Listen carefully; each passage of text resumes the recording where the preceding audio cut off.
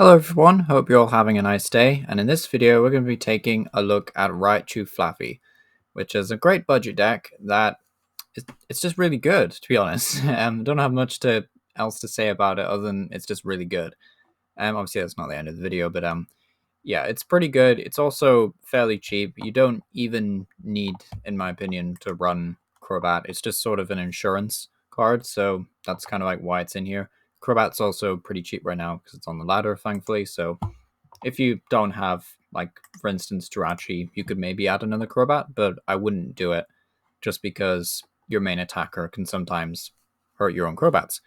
So what is this deck and what does it do? So the whole purpose of this deck was to try and make use of Raichu from Evolving Skies, so the set previous to Fusion Strike. So Raichu is just 130 HP, stage 1 Pokemon, nothing too terribly impressive, but the attack Big Sparking drew my attention a lot. It's drawn my attention, I guess. It does 50 damage to each Pokemon V and GX in play, which is kind of why we don't play any more Crobat. And 50 damage may seem a bit meh initially, to be honest. I mean, against a VMAX that has, for instance, 320, 330 HP, it's not that impressive. But then if we take a look at a trainer card, Telescopic Sight, which is a tool card that allows us to add 30 damage to this. So what we can say is now we're doing 80 damage, and 80 makes all the difference because stuff that was once taking 4 or 5 hits now takes 3 or 4 hits. So stuff like Crobat will go down a lot sooner. Stuff like Zacian will go down a lot sooner, and that's why it's really good. So Big Sparking enough, even though it's a really good spread damage, it's not good enough on its own, actually. We have to use Thunderbolt. So Thunderbolt is this great attack that for 3 energy allows us to do 180 damage, which is very impressive, but we have to discard all energy attached to Raichu. And how we negate this is with FLAFFY. So FLAFFY just says, once in your turn, you may attach a lightning card from your discard pile to one of your bench Pokemon. And then the whole idea is in the turns that we can't use Thunderbolt, because in the early games, a lot of the time you'll just have to use Big Sparking while you kind of try and set up your FLAFFY board. But then later on in the game, it's very easy to just continuously use Thunderbolt. The games I've played with this deck are really long, which is annoying, but I'm going to try and record one, at least one, to show you guys at some point, because this deck is pretty good, and I do believe in it. So yeah, that's the whole strategy, is you're going to use Big Sparking to do 50 or 80 damage spread for a few turns, and then once you can, you're going to start using Thunderbolt. Thunderbolt just allows you to kill VMAXs. It's a great price trade, and this will obviously still price trade favorably with stuff like oh, the name's gone from my head. Zacian. So 2 prizers, Suicune, such and that. It does struggle against other 1-prize decks. That's kind of where it falls down a little bit, because you're quite high maintenance. If you're against something like an Obstagoon, you need to be hitting them for 180 damage every single turn, whereas they just need a single energy. So it becomes to who can take the first prize card kind of thing. But either way, it's a pretty strong deck, and it's also pretty easy to play. It's not terribly complicated. All you're trying to do is get a load of Pikachu and Marip into play at the start of the game, and then just trying to evolve to Raichu. Ideally, we want one Raichu in the active, one Raichu or Pikachu on the bench, and then maybe another Pikachu. I think 3 is maybe a little bit excessive, but if you use a Thunderbolt and discard all the energy, then your opponent might actually gust a Pikachu or a Raichu with all the energy attached to it. So it's kind of better to have 2 or 3 just in case. But 2 or 3 Pikachu, and then you ideally want 2 or 3 FLAFFYs. So going into the deck list, we usually just play a very straightforward, consistent build.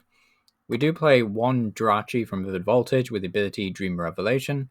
That allows us to look at the top 2 cards of the deck, put one of them in your hand, and put the other card back. This card is in here just because I was trying it out. I haven't come to a conclusion if it's worth it or not. The games where I start with it, it's usually okay, it's fine. But if you can't afford a Jirachi from the Voltage, or you can't get your hands on one because this is supposed to be a budget deck, then I would just swap it out for another draw supporter like Zinnia or Copycat, or maybe even a 4th of Stormy Mountains. I'll just remove that. So yeah, that's it for the Pokemon, really. Again, you don't have to play Crobat, but you can if you want to. It just allows you to have a way of getting out of dead drawing. I've not had to use it really that much, but it is there, and it's why we play Quick Ball as well. So 3 Evolution Incense, because Level Ball can't find our Raichu because they have 130 HP, which is a bit awkward, but Evolution Incense is great for that. Then we play 4 Level Ball just because it finds FLAFFY, Marip, Pikachu, and Jirachi if you really want it. Then we play two Ordinary Rod. I tried playing 1 Ordinary Rod, and it just wasn't enough because there would be games where 1 is prized, games where you have to discard 1 with research, games where you just need that extra turn, and that's why you have to play a second Ordinary Rod. And then 3 Quick Ball, just pretty straightforward stuff, and then 2 Switch. I would ideally like more Switch in this deck, just because having a Tree cost of 2 is pretty awkward, because sometimes you'll want a Thunderbolt, and then your opponent won't be able to respond and knock you out, so you'll have to switch. So obviously you might not want to use Big Sparking that following turn either, so playing more Switch might be a good route. 3 Stormy Mountains. This is definitely optional, but I do feel like it helps a lot, especially in the early game. It's not so much a stadium counter as it is just a way of getting extra Marips and Pikachus on the board. Then we play 3 Bruno, which is just a great draw supporter for 1 prize decks, allowing us to shuffle the hand to a deck, draw 4 cards, and if anything died last turn, well, we have very low HP. Then we get to shuffle in and draw 7. Then we play 4 Research, discard your hand, draw 7, and then 2 Zinnia's Resolve. This supporter slot can be used for anything. I am kind of against Marnie right now, just because a deck like this wants a bigger hand size. The most of the time, it doesn't want to disrupt the opponent and reduce their hand size with Marnie. But if you feel like Marnie is essential to decks now, then feel free to play Marnie.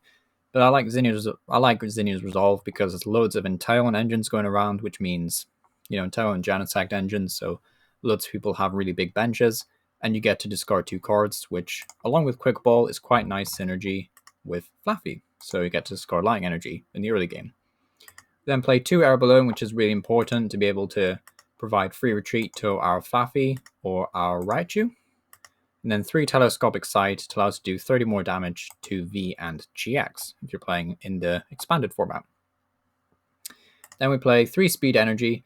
You can play 4 if you want. I prefer just using 3, so it's easy to find, but it's not taking up the discard pile because FLAFFY can only transport basic energies back to the bench. It can't take these guys with them, which is sad, but a bit of a truth. And then Speed Lightning Energy, all it says is, as long as this card is attached to a Pokemon, provides lightning energy, and when you attach it, you get to just get to draw 2 cards. So it's a nice little way of drawing extra cards.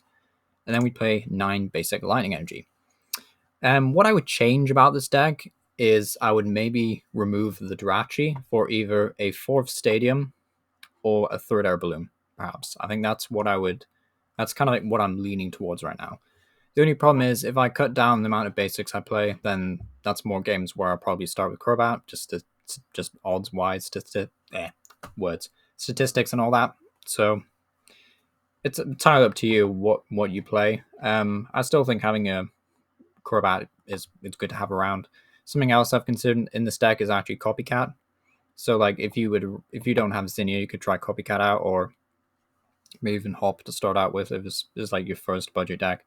Either way, I think this is a really cheap deck. Even the Raichu, which happen to be in awkward rarity slots, are still really cheap because a lot of people think it's really bad. Surprise, it's pretty good. This is a good deck. It is a good deck, trust me. You have to believe me on this one. But yeah, let me know what you're thinking down in the comment section. This has been a Raichu deck profile. Let me know if you'd like to see any gameplay for this, of course, and hopefully I'll see you all next time. Thank you for watching.